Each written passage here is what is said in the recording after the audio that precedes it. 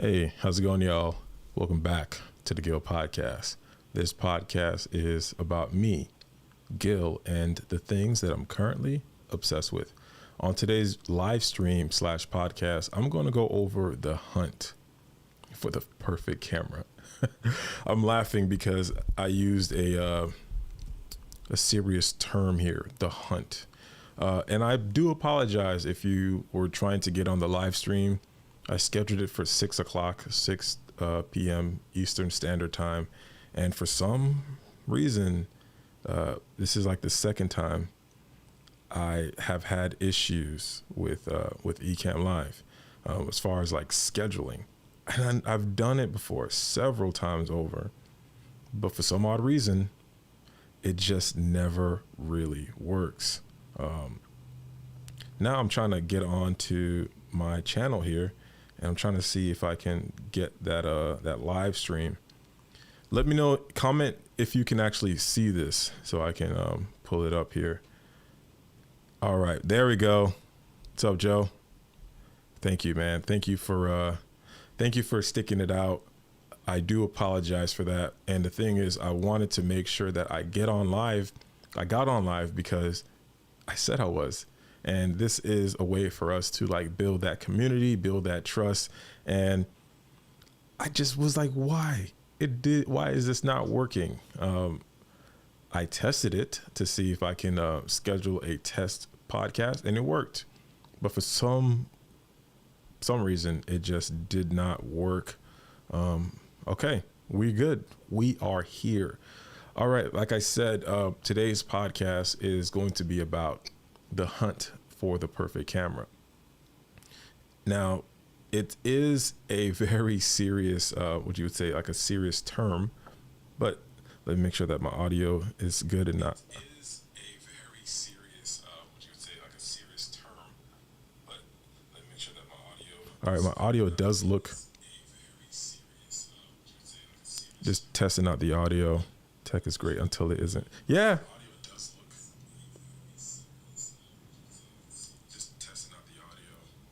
I was just testing out the audio, making sure that it is in sync, because for some reason it looked out of sync. And yeah, okay, audio is great.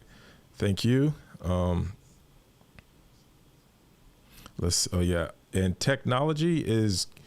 tech is great until it isn't. That's a fact. That is a 100% fact. All right, so our audio is in sync. Thank you so much. Thank you for like sticking it out with me, because I know, I know some people that would have definitely left and said, yeah, I'll just catch this later. So I really appreciate your patience for that. But let's talk about the hunt for the perfect camera. And the perfect camera is really up to you. Like the ideal shoe is really up to you. Like, how tall are you? How big are you? How small or wide your feet is will kind of dictate what shoe you wear, how you wear it, where you go. Are you rock climbing? Are you running? Are you going to the gym? Are you training? Are you just walking around the house? Are these orthopedic shoes? And it's the same concept in regards to your camera. Now, I'm the type of person where my shoes has to be able to do a multitude of things. Like, I like a hybrid shoe where I go to the gym, I run errands, around the house. I go shopping. I might take them to work and swap them out with my work boots. But I kind of like something to where it's kind of an all-arounder, but those all-arounders are not always the best. So when I do consultations where I sit down via Zoom or Ecamm or in person, my client is always asking me, like, I need the perfect I need the best camera, and it has to be for like $100. That camera does not exist, because the thing is, what they want is they want to be able to do videos like this. They want to be able to get the blurry background. They want the camera to look all spazzy and nice and cool. I'm like, okay, cool. That starting price is probably like this Sony ZV-1F maybe. That's like a $400 camera.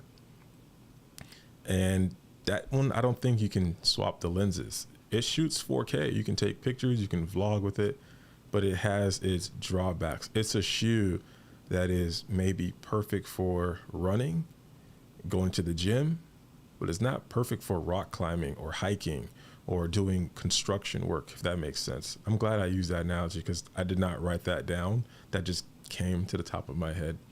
But it's the same concept. So I had a client, he wanted a video camera. So I have tons of cameras, and when I do video projects, I have specific cameras for specific needs. So I was doing some video work for him, and he said, well, I need a camera like that. I was like, cool. And the camera he was talking about was my Sony A7C, which I have one right here. This is a Sony A7C here with a 20 millimeter lens. I love this camera. Like, you have no idea. I hate how people diss on the A7C. I hate the hate that the A7C is getting. It looks like we got some comments down here. Image is crisp as well. Thank you. Thank you for that. So I hate the hate that the A7C gets, but this is an all-around camera that can do a lot. This is the shoe that I'm able to quite literally go to work with. I can work out with. I can travel. I can have adventures. I can do a lot of stuff with this camera. This isn't the best camera, but it can do a lot. And my client was asking me, he needs this camera. I was like, well, it's about $1,500 to $2,000. When I got this brand new, it was about $2,000. Then I ended up getting a second one. The second one I got for $1,300, and it was an open box on Amazon. And I checked it out, and there was no issues at all. And quite literally, I did have an issue with it later on, maybe like a couple months later, but I was able to get a brand new one from, I have insurance with my business, so I was able to use that to get the money to get a brand new camera, to get a new Sony A7C. That's a whole different story. But I have two, and they're great, and they work for my workflow because I kind of understand what I'll be using this camera for.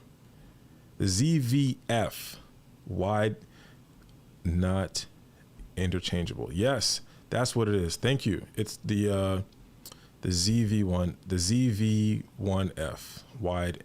And the thing is, it's not even wide angle. It's like it's cropped. So then it's cropped in even further. I do like the camera. It's a nice camera for just, if you want to vlog, if you want to take some pictures. But a lot of my clients, what they want to do is they want to do stuff like this. They want to be able to sit down in front of a camera, so in front of their camera, have lights, have a microphone, and then record some high quality video, and then go outside to shoot a wedding on the weekends to make some extra cash, to make the camera work for itself. I'm not saying you can't do that with the Sony's, the EV-Z1F. I'm not saying you can't do that. You probably can, but it's not going to be the best shoe for that journey, if that makes sense. The thing is, you want to be able to get the right tool that is going to work for you. Like, what are you doing? And that's what I tell my clients all the time. Like, what are you doing? Like, not what you want to do.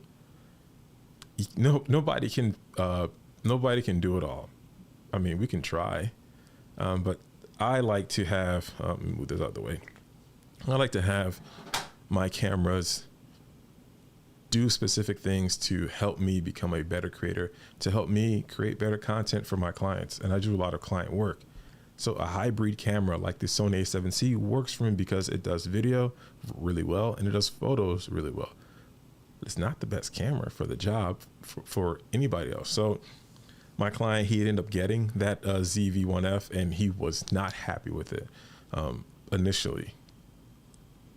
But as I continued, I said, well, you need lighting. Well, this camera is a crop sensor camera. And that's another thing too. Whenever you purchase a camera, don't just think that you're going to buy a camera and it's just you spent your $500. And because you spent $500, your camera's going to be the best because you invested $500, which I'm going to be honest with y'all. That's quite literally nothing in the grand scheme of things. In regards to content creation, $500 is nothing. Hey, Kim. How's it going? Welcome.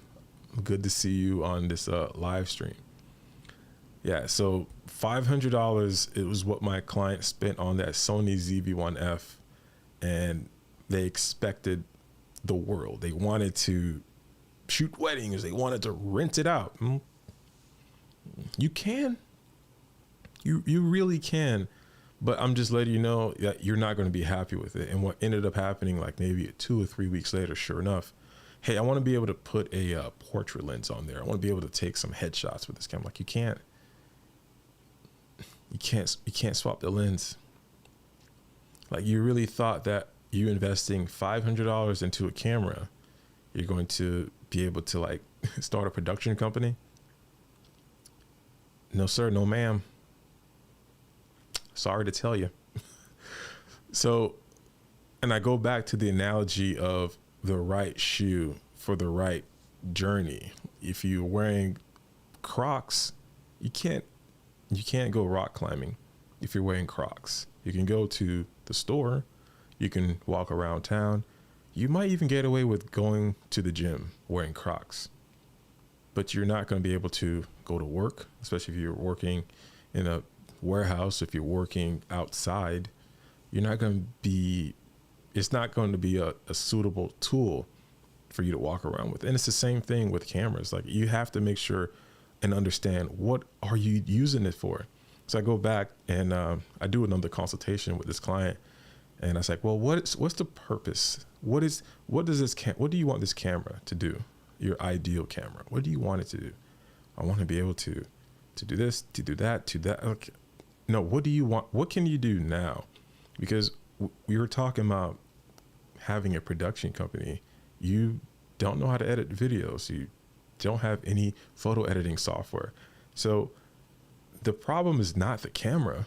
The problem is your lack of knowledge and understanding, because you're expecting to invest $500 and to have this camera be this workhorse for you. Like even if you, perfect example, if you buy a horse, the horse is not just going to make you money. You have to be able to invest in the right shoe, aka lens, invest in the right food, hay, as specific as SD cards, accessories and adapters, in order to get the right image out of it. And that comes from understanding lighting, understanding the exposure triangle in photography. And then you can take those applied knowledge and experiences and apply it. Not saying the ZV-EF 20,000 camera that was like for $400 is not going to do any of that. It's just going to take a lot longer.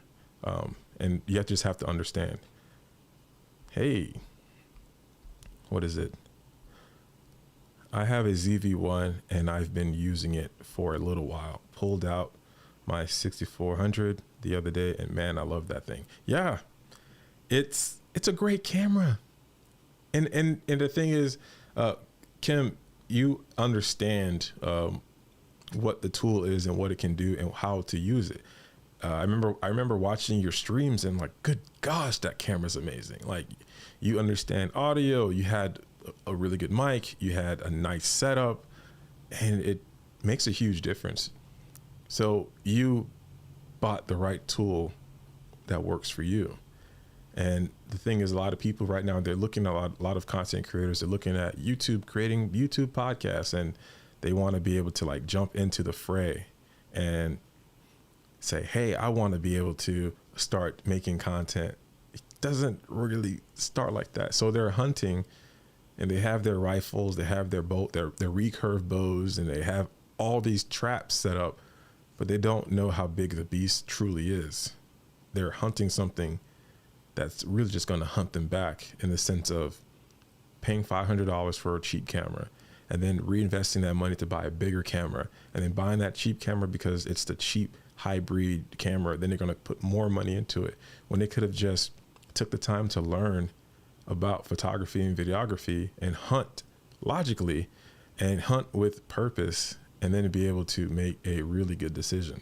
So that way, instead of you hunting the beast and going out to it, you let the beast come to you. So you allow the perfect camera to just be any camera that you want to use. You can get really good footage out of your cell phone, really good footage out of any, like this is This is a old Fujifilm camera here that I got, and it is a really old camera. I got it I think I got it like last year, and it has a Nikon F mount, and Nikon F mount been around for like years. I think like 1959. So this mount works with my Nikon lenses. Let me see if I get a cool picture here. Yeah, so this is what is it? A Fuji FinePix S1 Pro. And it's a great camera. It takes really good pictures. And if I would have got it a couple years ago, I probably wouldn't know what to do with it. But I just got it like last year. I think maybe a year before that. And I was able to use it and leverage my knowledge that I've gained over the years. Thank you. I never hear people talk about Fujifilm much. Always wondered about. Yeah, that camera is really dope. It's different. This is an older one. So this is a much older version, as you can tell, but it takes my my Nikon lenses. So I love it. S1 Pro. Let me make sure.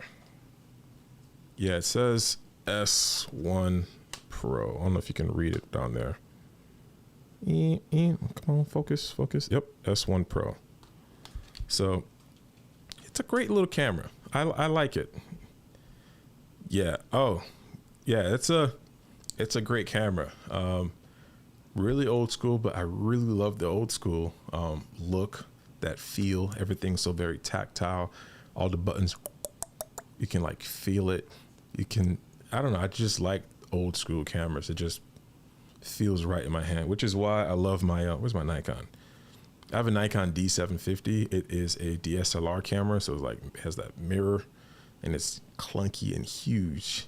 My doctor actually recommended me not to use it anymore because she's like, yeah, there's like, obviously you're holding something really heavy with your right hand. I'm like, yeah, it's my shooting hand. She's like, if you try just shooting with your smaller cameras, I'm pretty sure you lose that pain and tension on your shoulders. And sure enough, I started shooting with the A7C, which is a lot smaller and lighter. Hey, my shoulder doesn't hurt as much. It's crazy how life works and how the perfect camera can actually be beneficial for you. But hey, you don't know what you don't know. But one thing that I think about when I'm purchasing a camera or I'm thinking about buying a camera, and I don't hear a lot of people talk about it, is actually the lens compatibility. So getting that Fujifilm camera actually was a benefit to me because I don't have to necessarily invest in some not Sony glass, but Fuji glass or a new lens mount. I've been using Nikon for years, so I have tons of Nikon gear, tons of Nikon lenses, and they just pop right onto it, and I'm able to start using it.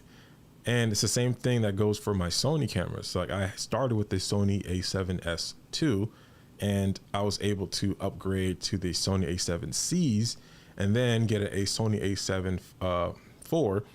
So all the lenses that I've been compiling with my Sony A7S II work with my other Sony cameras, and it just saves me a hell of a lot of time, but money, because I don't have to buy a new mount. I don't have to necessarily learn a new system. It's pretty much the same. Like the lenses go one way. I mean, you do have some lenses that have the throw. I think it zooms in opposite. Some weird thing. I'm looking at my notes here. I went over the purpose. Sensor size. For me, I remember when I first started photography, I was in love with full frame. Let's see. I really want to learn how to get better at photography and figuring out the most versatile lenses. Tips, any lenses you like or suggest researching. So when I started photography, I had a ton of mentors. No, I had two mentors. My boy Jake Downs, he's a photographer. He's also a YouTuber. And there was Marvin Benamy, who is a published commercial photographer. All these guys are local. I have they're like right down the street from me. So I took advantage of them, and they told me 24 to 70, get a 24 to 70 millimeter lens, get a 24 to 70 millimeter lens. And I was like, okay. And then I went and got a 70 to 200 millimeter Tamron f2.8, which was cool. It's a great lens. I got that. That was like my first big major lens purchase. I mean, of course, I've got to get the 50 millimeter, the 35 mil, but the big purchase was my 70 to 200 millimeter Tamron f2.8. And that was a mistake. What I should have done was actually gotten a 24 to 70, like they said, simply because I'm able to get a wide range. You got your wide and you got your tight with a 70. And with the Sony system, you're able to crop in, like fill in a little bit more, especially with the A6400 that you have. You're able to like punch in more. So then I think with the crop factor, it might be like 300 or something. I don't know. But what I learned was that they were telling me to get a 24 to 70 because of the type of work that I was doing. I was doing a lot of party stuff, like a lot of event photography, weddings. Is it? Yeah. The 24. I know, but I just wanted that long lens. I just wanted that long focal length, just for bragging. Right? Look at me. I got the long lens. Yeah, nobody's gonna tell me what to do. But I should have listened. It's one of those things where it's like shoulda, woulda, coulda. But to me personally, my favorite lens right now, hands down, is the Sony. Let me get the thing in focus. It's a 20 millimeter f1.8 G lens. It has a fancy little button on the side. Let's get this thing to focus. Let me get my face out of the shot. So I love this lens. It has a aperture ring. It has an aperture ring right here, so you're able to adjust the aperture. It has a fancy button right there. You're able to program that to make it do anything you want. I love that lens. And then I use clear image zoom on my Sony a7C to punch in a little further. Let's see, Joe. I bought a Sony a6600 with in a smoking deal, then returned it. It's sad when I returned it. Yeah. I think that's a good lens. I think that's a good focal length for like soccer, for basketball, but you end up, I think those lenses are like variable aperture. So when you zoom in, the aperture like kind of closes a little bit. So the image just gets a little darker. But I think let's see, it makes sense. Why didn't it work out for you? Wait, hold on. What he said? I was just talking to Joe. My eyes are bad. No, this one is not a G Master. No, this one is not the G Master. This one is just the, this one is just the Gangster. It's not the G Master. This one is just the G. I think you can get this one for about, I got a deal on this one. Like the thing is, I get all my cameras as a deal. This one was, I think it was like $700. I think there's normally 800. I probably paid less than that. I got to double check, but I got a really, really good deal. It was a open box on Amazon. You gotta hunt those Amazon deals because people frequently jump into a camera system over the decision of the bodies. Yes. Let me tell you, buddy. Let me tell you. So, like I said, I started with a Nikon J1. It is a micro 4/3 camera, super tiny Nikon system. I was so used to the menus, so I figured I love the menu of this Nikon. Let me jump into a DSLR. I got the Nikon D3200. As I invested in that, I bought lenses. And then I got a full frame Nikon, the D750. So I'm already invested in that ecosystem with the lenses. So it makes sense for me to just buy lenses. And then when I bought my 70 to 200, it was around $1,400, it was like $1,500. it was the Tamron version. So what I did was that glass was actually better than the Nikon glass. So I would rent it out. I rented out to some photographer friends of mine. So I started making that lens work for itself, and I made my money back. I still use the lens to this day, but I barely shoot with my Nikon. Let's see. Yes. Yeah. Bodies are actually are real. I think in the near future, camera bodies are going to be a little bit more modular. I really like my dream camera has like swappable lenses, not swappable lens. I'm sorry, swappable monitors. Like I want to be able to put a better monitor. Like the Sony monitors on my A7 IV is not the best. On the A7C is pretty trash, but it's a good reference to know if I'm in the frame, where I am in the frame and whatnot. But my ideal camera has a hard drive, like the Hasselblad. I think it's the Hasselblad, like 100 something. I think it's like maybe $10,000 to $8,000, and it has a 1 terabyte hard drive built in with a operating system. That to me is really dope. Like camera bodies are too. I think camera manufacturers are winning right now because they could come out with a camera body today. Oh my gosh, this is the best as sliced bread. But then 2 years later, hey, this new camera is way better. Okay. I think if you just swap out a few components, that'll be really dope. Like, let's bring back modularity. I kind of miss building. I mean, people still build PCs, but I feel like cameras is something that we as enthusiasts can probably start, working out on our own. Like I think Sony will probably do this in a couple of years. Start with the modular cameras, swap out the shutter, make the shutter a little quicker, make the shutter a little fat. I don't know. I just kind of feel like us buying new camera bodies every other year is just freaking insane.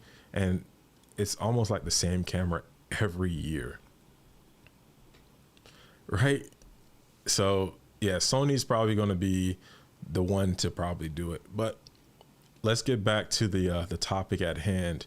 We talked about lens compatibility. I always like to make sure that if I purchase a camera, it's going to be the same lens type. I know a lot of people who would buy in a Sony A1, which is a expensive camera, and then have no lenses. Like that doesn't make any sense. Let's see what you said, Joe. It's a great camera. I have a pair of Nikon screwdriver autofocus. Yeah.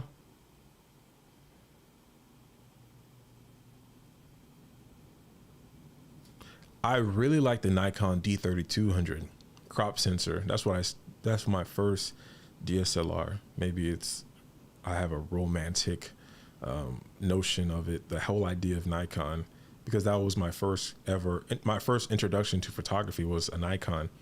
Then my full frame dream, which was the D750, which did everything that I wanted at the time. And I feel like our needs and wants change because the D750 did everything that I ever wanted for photos and for video. But then I started to realize the autofocus was not good. And I learned that very, very quickly. And then obviously my needs changed. And then I was on the hunt for the next perfect camera. And it's all about what you're currently doing. At the time, I was just doing photos. I was just doing weddings. I was just doing headshots, graduates, high school, college. And then when the introduction for podcast came, I was like, well, hell, why not? Let me start doing videos. And everything is a compromise. Yeah. So everything is a compromise. Like you're always going to miss out on something. Like the A7C, as much as I praise it, it doesn't have a front dial. You know how it doesn't have like an aperture ring on the front. There's no wheel here to spin. They only have one wheel in the back, and you use the menu dial to as an aperture ring, or you can set it to the shutter, whatever. But to me, that's like a weird compromise because majority of the cameras that I use, you have a ring in the front for the aperture and a ring in the back for the shutter speed, or however you want to swap it. The A7C doesn't do that. And to me, that was like a huge letdown. And then also the lack of a 2 SD card slot. That was a huge compromise that I was asking myself, ooh, am I going to shoot weddings with this? No. So what I would do is just use my Nikon D750. I'll rent another one because they have 2 SD card slots. So I'll have 4 and take pictures. I'll have one, and then an assistant will have one. In the A7C, which would be on tripods doing video. And one of my most recent weddings, I had an SD card on the A7C recording. Then I had HDMI out to a monitor to capture that video as a backup. And the other A7C that I have was actually attached to Ecamm, and I was able to record on there and then have a backup with Ecamm.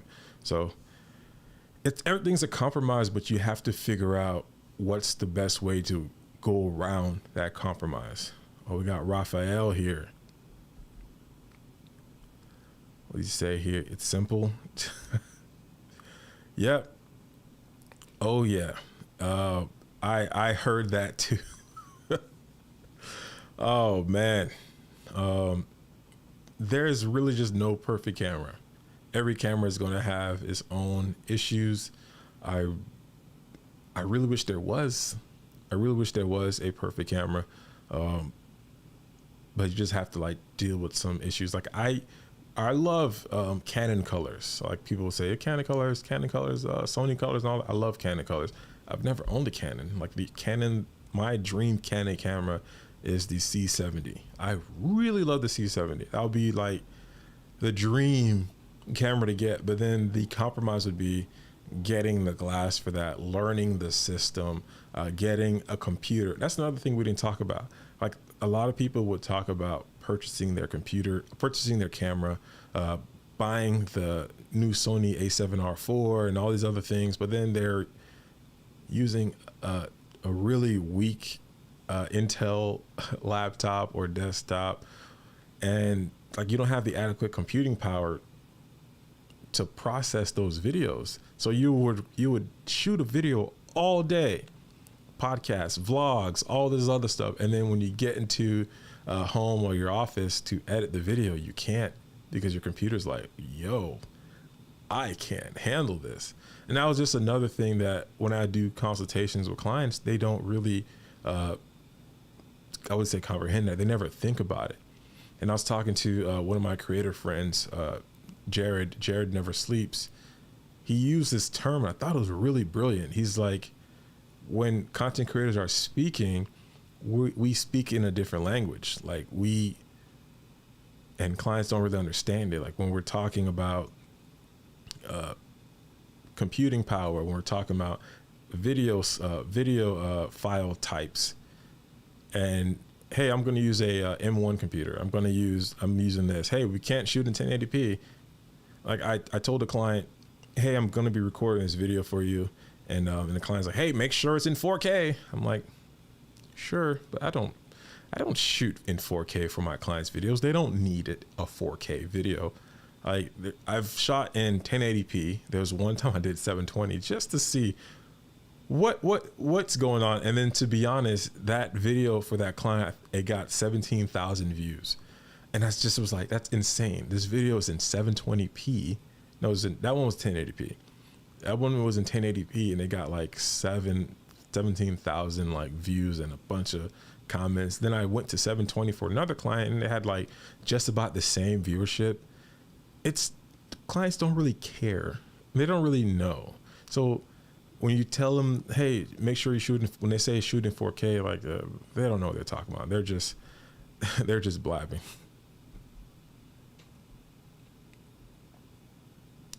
Yeah, as long as they look good and sound good, they don't care, but they pretend to care.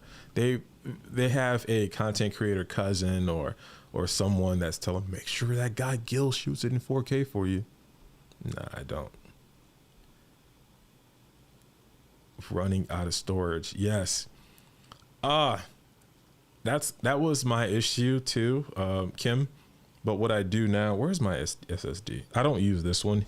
But I have a 4 terabyte SSD that I like to use, and I just attach it with a true lightning cable. It's not going to focus, but a true lightning cable. That way I'm able to edit on the SSD, not on my computer. The only computer that I would edit on is the one in the back there. Wait, with this hand. Oh, whoa, there we go. I'll edit on that computer, like light stuff. That's a Sony, not a Sony. It's an iMac. It's a i7, 16 gigs of RAM. I've had it for years. I've had that computer since 2013. 2013. One of my first investments. Then I got my website. So that was like my first ever huge content creator investment. And it still works to this day. I got the computer since 2013. And I tell people all the time, like, your camera, video, lens, like, you can have all that, but what are you going to do with it? You know, you got to make sure you have the right computing power. At this point, I believe they could make a more perfect camera in a series of photos, videos centric. Yeah. Well, the thing is the bottom line is always money. So if they made the perfect camera, they would make no more money because people would buy it all. They would spend the resources and they would never continuously buy it. Yeah. Oh, I've seen that one already. You got that one. And got Raphael here.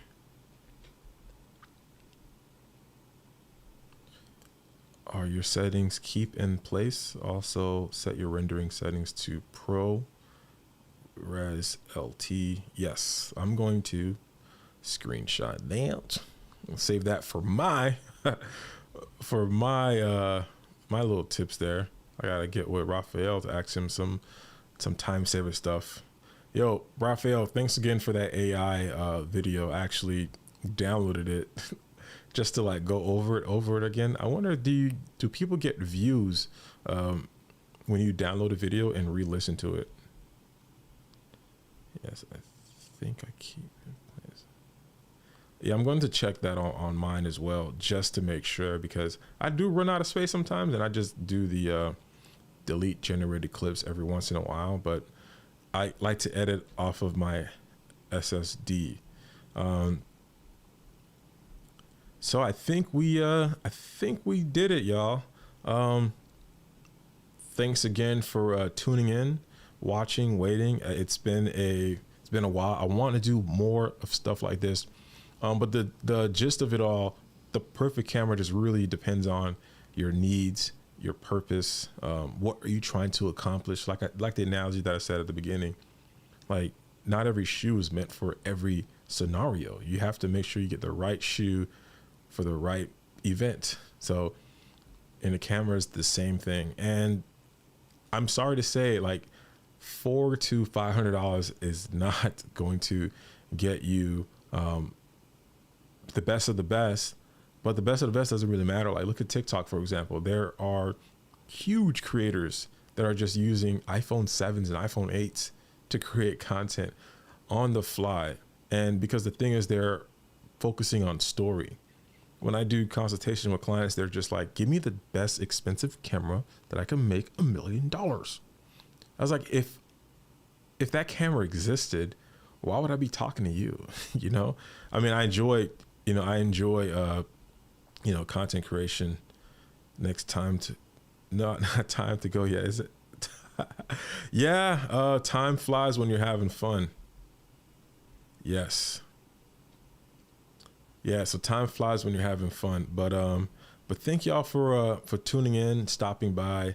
I might do one tomorrow evening, so stay tuned for that. If y'all have any topics that y'all want me to go over, feel free to hit me up on social media, Instagram at GUIL Dormeus, DORMEUS. I'm also on Twitter, SHINGUIL. I gotta actually change that. I changed my TikTok name, but gotta change my Twitter. But thank y'all so much for stopping by and tuning in. All right, peace.